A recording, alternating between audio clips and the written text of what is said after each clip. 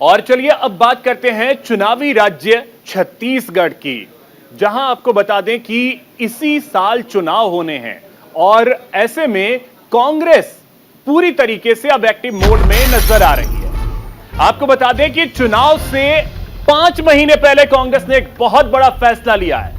दिल्ली में कांग्रेस की बैठक हुई, जिसके बाद यह ऐलान किया गया कि टीएस सिंहदेव छत्तीसगढ़ के उप मुख्यमंत्री बनेंगे।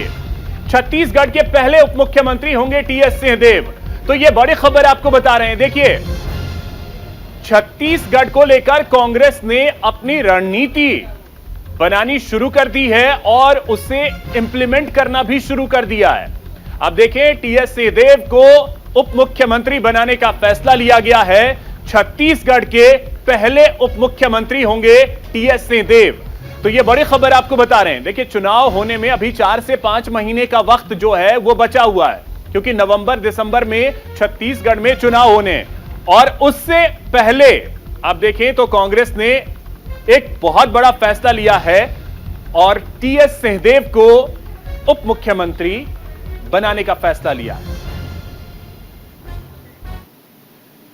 तो देखिए, टीएस सिंहदेव को उप मुख्यमंत्री बनाने का फैसला लिया गया। आलाकमान के फैसले के बाद टीएस सिंहदेव की प्रतिक्रिया भी आई है। क्या कुछ कहा है उन्होंने, आपको सुनवाते हैं।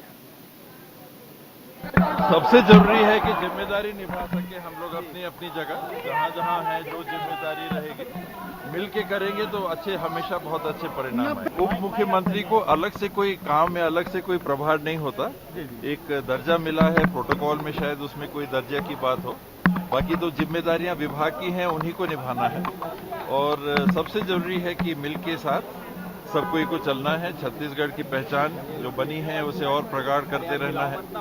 और लोगों ने जो विश्वास 2018 में दिया था, उसके लिए पहल करना है कि दोबारा हम लोगों को वो विश्वास मिल सके।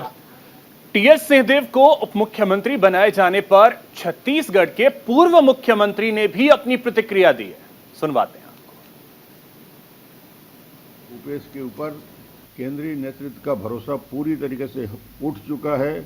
मुख्यमंत्री के 4 महीने के लिए भूपेश टीएस सिंहदेव जितना भी खुश रख लें, मगर छत्तीसगढ़ की जनता, ये जो पद स्थापना हुई है वो राज्य के भले के लिए नहीं हुई, सिर्फ महत्वाकांक्षा के पुष्टि के लिए ये घोषणा की गई है।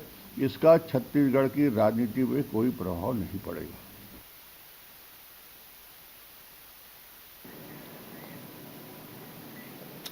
तो देखिए, बीजेपी ने हमला बोलना शुरू कर दिया है। बहरहाल आपको यह भी समझाने की कोशिश करते हैं कि उप मुख्यमंत्री अगर टीएस सिंहदेव को बनाया जा रहा है, इसके मायने क्या है। ग्राफिक्स के जरिए चलिए आपको वो समझाने की कोशिश करते हैं। ये चेहरा जो उप मुख्यमंत्री बनाया जा रहा है छत्तीसगढ़ में, आपको बता दें टीएस सिंहदेव का सरगुजा राजघराने से ताल्लुकात है, यानी सरगुजा राजघराना जो है उससे ताल्लुक रखते हैं टीएस सिंहदेव। आपको बता दें कि आजादी के समय से कांग्रेस के साथ रहा है सरगुजा का जो राज परिवार है वो। और आपको बता दें कि साल 2008 से विधानसभा चुनाव लड़ रहे हैं। 2008 में पहली बार इन्होंने चुनाव लड़ा था कांग्रेस की तरफ से, और लगातार कांग्रेस की तरफ से ये चुनाव लड़ रहे हैं।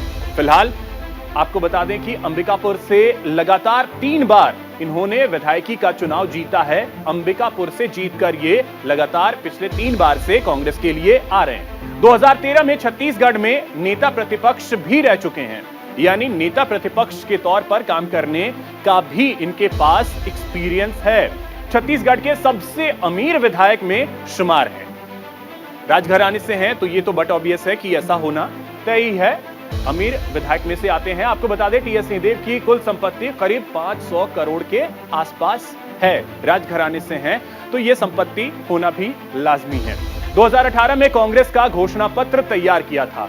देखिए, 2018 में जब कांग्रेस ने सत्ता हासिल की थी छत्तीसगढ़ में, बहुत बड़ा हाथ इस चेहरे का रहा है, टीएस सिंहदेव का।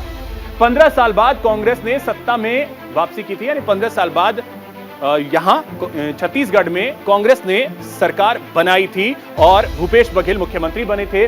छत्तीसगढ़ में कांग्रेस के थिंक टैंक माने जाते हैं।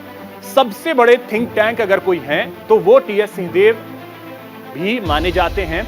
छत्तीसगढ़ के पहले उप मुख्यमंत्री होंगे। अभी तक छत्तीसगढ़ में कोई भी व्यक्ति उप मुख्यमंत्री नहीं बना था। जब से ये राज्य बना है तब से लेकर के अभी तक कोई उप मुख्यमंत्री नहीं बना, ये पहले उप मुख्यमंत्री होंगे। तो सरगुजा राजघराने के टीएस सिंहदेव आपको बता दें कि पहले उप मुख्यमंत्री होने जा रहे हैं। रवि सर्राफ हमारे सहयोगी हमारे साथ बने हुए हैं। रवि, आपसे जानना चाहेंगे कि टीएस सिंहदेव को अचानक से उप मुख्यमंत्री बनाया जाना है। हम रवि आपके पास आते हैं, उससे पहले प्रतिक्रिया आ रही है, वो सुनवाते हैं। और टीएस सिंहदेव जी को बधाई, शुभकामनाएं। हमारे वरिष्ठ साथी हैं और ये जो हाईकमान का निर्देश जो हुआ है, इससे निश्चित रूप से मजबूती मिलेगी कांग्रेस को, सरकार को। और दूसरी तरफ कल खड़गे जी की अध्यक्षता में, राहुल जी की उपस्थिति में जो बैठक हुई है, जिसमें हमारे खड़गे जी ने, राहुल जी ने हम लोगों को टिप्स दिए हैं आगामी चुनाव को लेकर, उसमें हम सबको साथ में चलना है और बूथ को मजबूत करना, हमारी उपलब्धियों को जन जन तक पहुंचाना है। तो ये सब निर्देश उनके द्वारा दिए गए और नई ऊर्जा के साथ पूरे प्रदेश में हम सब एकजुट होकर लड़ाई लड़ेंगे। और जैसे पिछले समय हम लोगों ने 3/4 से अधिक बहुमत से सरकार बनाई, उसी प्रकार से फिर से। तो आप सुन रहे थे छत्तीसगढ़ के मुख्यमंत्री भूपेश बघेल को, उन्होंने शुभकामनाएं दी हैं टीएस सिंहदेव को। हमारे सहयोगी रवि सर्राफ हमारे साथ जुड़ रहे हैं। रवि, छत्तीसगढ़ के लिहाज से अगर देखा जाए तो टीएस सिंहदेव को उप मुख्यमंत्री बनाने का फैसला कांग्रेस ने लिया है। क्या माना जाए कि चुनाव से लगभग 4-5 महीने पहले ये एक मास्टर स्ट्रोक साबित होगा?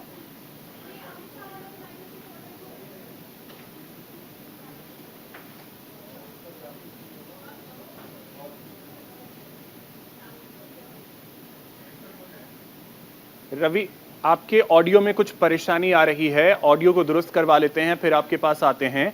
ऑडियो की कुछ समस्या आ रही है रवि। तो देखिए, आपको बता दें कि टीएस सिंहदेव को उप मुख्यमंत्री बनाने का फैसला लिया गया है और माना जा रहा है कि छत्तीसगढ़ के लिए ये एक मास्टर स्ट्रोक है, क्योंकि टीएस सिंहदेव एक बहुत बड़ा चेहरा छत्तीसगढ़ के लिए और कांग्रेस के थिंक टैंक में से एक, और इसी वजह से माना यह जा रहा है कि इस बार जो 2023 के विधानसभा चुनाव छत्तीसगढ़ के हैं, उसमें कांग्रेस ने एक मास्टर स्ट्रोक लगाया है टीएस सिंहदेव को उप कप्तान बनाकर। अभी अभी आपने मुख्यमंत्री को भी सुना, जहां वो शुभकामनाएं दे रहे थे। अब चलिए, छत्तीसगढ़ के बारे में कुछ और जानकारियां हैं, वो आपको ग्राफिक्स के जरिए बताते हैं। जानकारी जो वहां का जातीय समीकरण है वो जरा समझने की कोशिश करते हैं। अनुसूचित जनजाति यहां पर करीब 32% है छत्तीसगढ़ में, और ये बेहद अहम वोट बैंक है।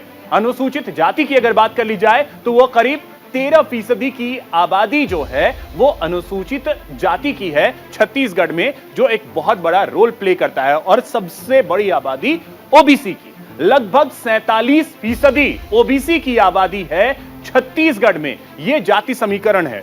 वहीं 5% के करीब ब्राह्मण वोट बैंक है छत्तीसगढ़ में, और ये भी जो 5% वोटर्स हैं वो काफी अहम मायने रखते हैं। वहीं राजपूतों की अगर बात कर ली जाए, करीब 2.5%, 2.5% के करीब राजपूतों की आबादी जो है वो छत्तीसगढ़ में। इसके अलावा बनिया की 0.5% आबादी छत्तीसगढ़ में रहती है, और ये बेहद अहम है। तो देखिए, ये जातीय समीकरण है, और ये जातीय समीकरण जो है वो छत्तीसगढ़ के लिहाज से बेहद अहम माना जाता है। तो फिलहाल इस खास कार्यक्रम में इतना ही। नमस्कार।